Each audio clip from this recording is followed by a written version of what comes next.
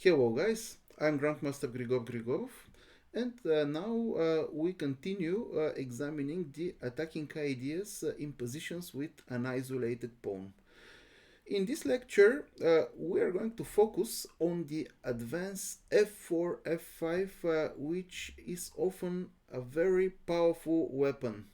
As you are going to see in a while, this idea is pretty similar to the knight sacrifice on f7.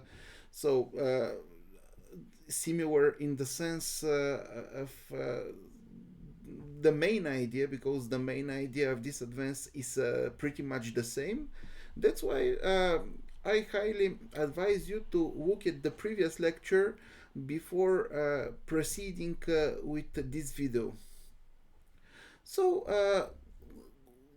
in order to explain the point behind the advanced f4-f5 in positions with an isolated pawn, I have selected one of the most classical games for such kind of positions. This is the game Botvinnik Vidmar. Probably most of you know the game, but nevertheless I'm going to show it because I wanted to share my own thoughts about this game. So let's start with the game. c4, e6, knight f3, d5, d4, knight f6, bishop g5, bishop e7. We have the queen's gambit declined, which was popular in the past, and this opening is still one of the most reliable weapons for black. Indeed, nowadays top grandmasters are playing it in a quite different way. So knight d7 was played by Vidmar, bishop d3, c5, and here white made a short castle. We can already see the tension in the center, and it's obvious that after exchanges we are going to get a position with an isolated pawn. Here Vidmar immediately played c takes d4, e takes d4, dc4, bishop c4, and this is the position with an isolated pawn. I think that this position is pretty much favorable for white, because black played the move knight d7 in a premature way. Now the c6 square is no longer available for the knight. Also, white's pieces are pretty much active here. Black's main problem is the development of the bishop, because it's not so easy to develop the white squared bishop via b7. For example, after b6, white can consider the advance d5. We know already that this advance works perfectly well in two cases: when we are better developed and when our pieces are more active. And in this position, I think that these two conditions are completed. We have more active pieces and better development. That's why d5 should be seriously considered. Also, after a6, a4 can be played, because the d7 knight is far away from the b4 square. This is a point that I'm repeating in almost every lesson, but indeed this is a very important subtlety in positions with an isolated pawn. So knight b6 should be played, bishop b3, and here bishop d7. So once again, a familiar idea. Black wants to play bishop c6 with a playable position. Okay, on the downside, white has the perfect e5 square for the knight. Now queen d3 was played by Botvinnik. Of course, it is possible to play knight e5, but as we have already explained in in the previous videos, here black should play bishop c6 because this structure is pretty much playable for black when his white squared bishop is not on the board, because black has good control of the d5 square, as well as the possibility of playing along the b file. I have already examined such situations. So queen d3 was played by Botvinnik, pretty natural move. In many cases he is preparing the typical battery along the diagonal b1 h7, and at the same time white is connecting the rooks. So knight d5, knight e5, bishop c6, very nice move. Being a good positional player, Vidmar is not afraid of the exchange knight c6 because he knows that the arising structure is pretty much favorable for him.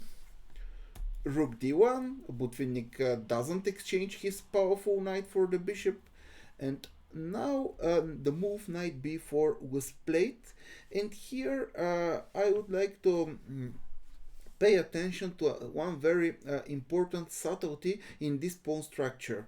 Botvinnik played queen h3. Remember this move.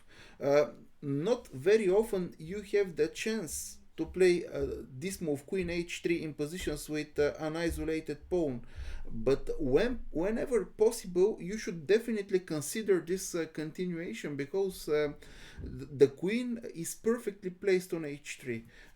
The queen attacks the h7 pawn and also puts pressure on e6. At the same time, the opponent's pieces cannot disturb our queen. The queen is pretty safe on h3. That's why this is a very nice idea. And here, okay, bishop d5. I think that this move is not the most precise continuation. Probably black should have played knight f d5, trying to simplify the position a bit. And if you have watched the previous video about the game Rubinstein-Bern, probably you will automatically guess the right move. Okay, you can stop the video, think for a while, and then compare your solution with my comments. I hope that you have found the right continuation. Automatically, we eliminate the white squared bishop with our knight, because in the arising position, the b3 bishop will be unopposed on this diagonal a to g8. So knight b takes d5. This is not a good move. Positionally speaking, it would have been preferable to take with the other knight, just trying to simplify the position. So we know that when we play against an isolated pawn, simplification is one of our main weapons. Of course, instead of exchanging the bishops, probably white would have played bishop d2 here. Okay, so knight d5, and in this position we should try to find the right continuation. Now, first of all, let's see if we can sacrifice our knight on f7, because this is always a possibility when our bishop is on the diagonal a to g8. But if you remember well the previous video, there should be there are three conditions for this sacrifice to work. So now we have a bishop on the diagonal a to g8. This was the first condition. Okay, there is no opponent's bishop on the diagonal c8 h3. This condition is completed as well, but there is no pressure along the e file. That's why sacrificing the knight on f7 will be a bit dubious in this position. In such cases, however, you can execute pretty much the same idea by other means. Instead of sacrificing the knight, you can go for the advance f4. The idea is f4 f5. why this advance is so powerful? This advance is very powerful in positions in which the rook is on f1 and not on e1, because we want uh, to weaken the diagonal a to g8 and to undermine the stability of the d5 knight. The bishop will become a monster along the diagonal a to g8, and additionally, by opening the f file, we are going to bring the f1 rook into the game. And here, actually, there is no good defense against f5, because if black plays g6 trying to stop the advance f5, then bishop h6, rook e8, bishop a4, and it turns out that the rook is trapped.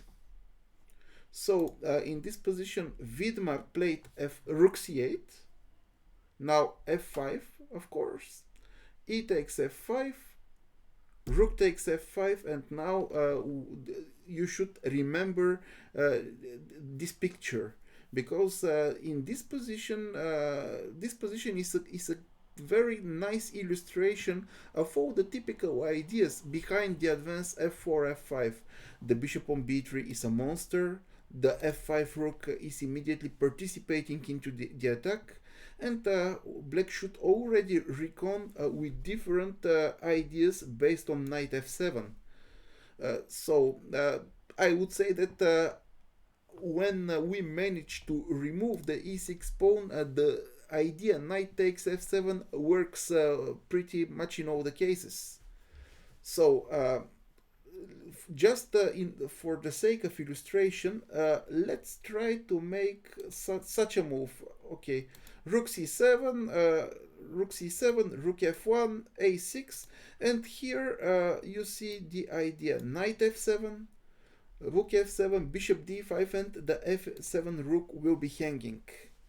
In the game, Vidmar played even a worse move. He played queen d6. You see that this opposition queen rook will become very dangerous, because after knight f7, in many ways the c8 rook will be hanging. Botvinnik immediately spots this tactical opportunity. He played knight f7, rook f7, bishop f6. If knight f6, then of course rook f6, then we will take this rook and this rook. So this is pretty much winning. Bishop f6, rook d5, queen c6, rook d6. Yeah, deflecting the queen, forcing the queen to go to e8, and now after rook d7, okay, black resigned, because there is no defense against bishop f7 or rook f7. A very instructive game, illustrating the power behind the advance f4 f5. Remember the two ideas behind the advance f4 f5. First of all, you want to weaken the diagonal a to g8, thus making your b3 bishop a monster, and the second idea is to bring the f1 rook into play, and in the future there will be very dangerous threats along the f file. So I hope that you have got the main point behind this attacking idea, and you will manage to apply the advanced f4 f5 in your own games. Another very important point in this game was the move queen h3. The h3 square is a very nice square for the queen in positions with an isolated pawn. Always keep in mind this idea. Thank you for your attention, and see you in the next lecture.